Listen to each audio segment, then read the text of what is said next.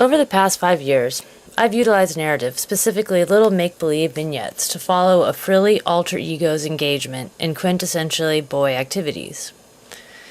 The new work remains steeped in the narrative tradition, but instead of a preoccupation with a girl's gender-bending escapades, it focuses on a dystopian fantasy.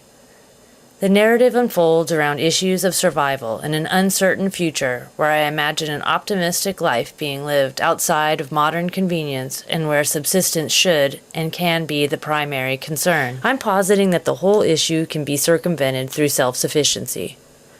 The narrative takes for granted that the fall has taken place. The work gives clues as to how the heroine survives and thrives, utilizing a few remnants she scraped together, a handful of traditional skills, and a healthy dose of perseverance and tenacity. I try to convey my confidence that a very simple existence where you're able to supply all your basic needs and desires can not only be sustaining, but intensely gratifying.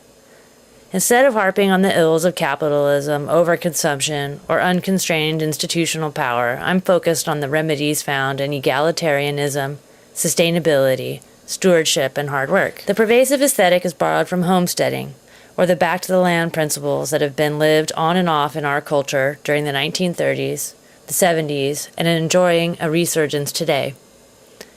The materials and objects reference this extended timeline, as well as reinforce utility and simplicity. While I primarily use naturally occurring materials, it's very important to reuse or repurpose my stockpile of old materials that don't fall under the new rules. I'd be very content to live a simple, quiet, and happy life with my family, growing what we eat, making what we need, and rarely having to run into town.